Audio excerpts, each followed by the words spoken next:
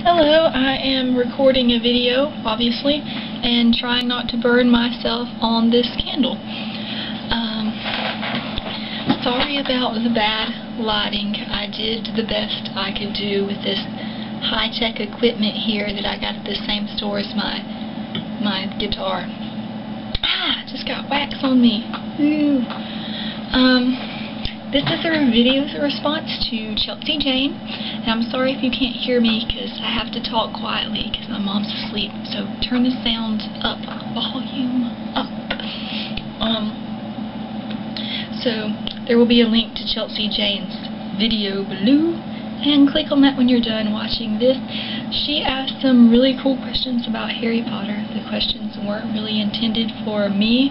They were intended for a specific group of people, but I felt a sudden urge to answer all of her questions, and apparently an urge to talk in a fake British accent, because I'm talking about Harry Potter. She believes that each fan has a story, and she wanted to know why the fans started reading Harry Potter, and that reminded me that I actually do have a cool story about it. I'm probably only going to answer 5 of your questions because this video is going to be really long, but my story is I started reading Harry Potter because my sister won this right here. This is a special edition of the Sorcerer's Stone, and it is special because it has this. This is a pen and ink drawing of Harry that J.K. Rowling drew herself, and it's also signed, so let me show that to you.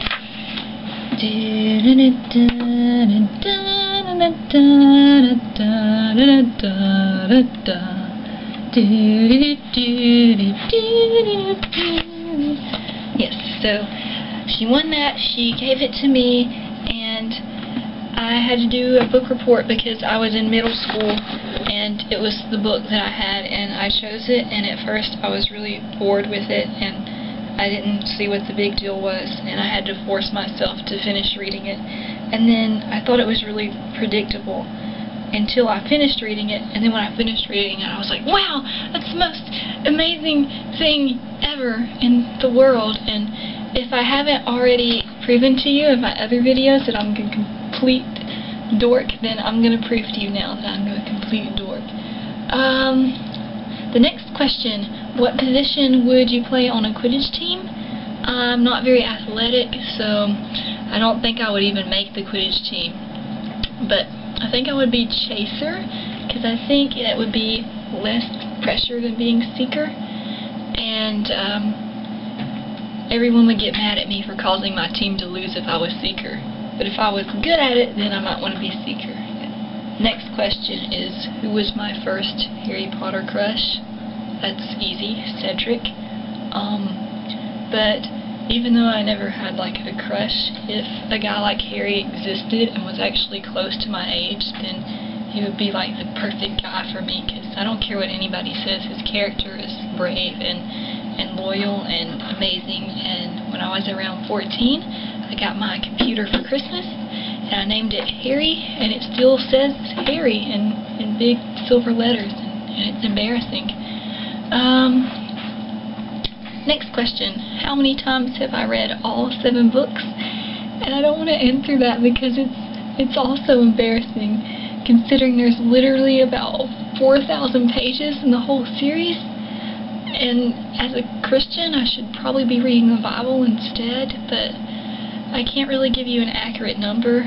So as of now, I've only read the 7th book from cover to cover once, and I probably won't reread any of them ever again because it's time for me to move on with my life, sadly. This is a fun question. What's been my most memorable moment in Harry Potter as a fan, whether it was a gathering or what it was? I can't pick just one memorable moment, and I apologize for not looking at the camera because I'm looking at my notes, but I'm going to pick a few. One was last year pick 2. I went to the Mid-Magic gathering at Barnes & Noble with my friends, and I lost my place and my notes, but we took pictures and we made ones, and I got sorted into Gryffindor, and we were all really excited to be there, and there was lots of cool costumes, and I'm still improvising because I still lost my place. And we left literally a few seconds right before the countdown, but it was a great gathering, a great party. It was the first Harry Potter event I'd ever been to. Then right after I left, I went to Walmart to buy the book, because I didn't buy the book while I was there at Barnes & Noble, and there was only about 7 people in the line, and none of them looked really excited, and there was a guy there that was asking questions, and I would answer each one of the Harry Potter trivia questions really enthusiastically, and then people just stared at me because they looked like they just really wanted to buy the book and hurry up and go home. So then I stopped being enthusiastic. My other memorable moment was when I went to go see the first movie, and I was still kind of young. I think I was still in middle school, and this grown man and his girlfriend sat on the same row as us, and before this movie started, he was kind of complaining and making fun of it, and then as the movie went on, we could kind of tell he was getting into it, and then at the end of the movie, he stood up and he said, "Yay, Harry Potter!" and he gave it a standing ovation, and for some reason that sticks out in my memory. Would I rather be under the Cruciatus Curse for 10 minutes or the Imperious Curse for a day? I'd rather be under the Cruciatus Curse for 10 minutes, because even though it would be really painful, the only person I could possibly end up hurting would be myself, so I think that would be the more wise decision.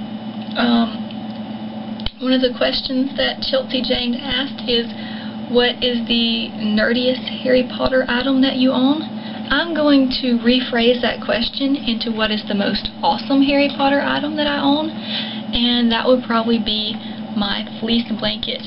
My friend showed up at my house at Christmas, or near Christmas, and he had this big white, neatly wrapped package, and it was really pretty, and he said I couldn't open it till Christmas, and I had no idea what it was, but I was really curious, so I ended up opening it a few days before.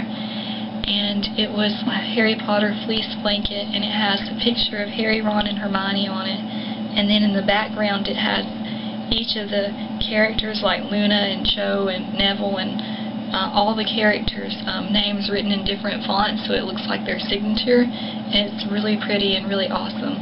And other cool Harry Potter merchandise I have includes this, which is my Hogwarts bag with the school logo and school emblem. It says Draco Dormiens Numquan Titilandus. I think that's how you pronounce that, but it means never tickle a sleeping dragon, and there it is. Ooh, don't catch on fire. Would I rather meet J.K. Rowling or the entire cast?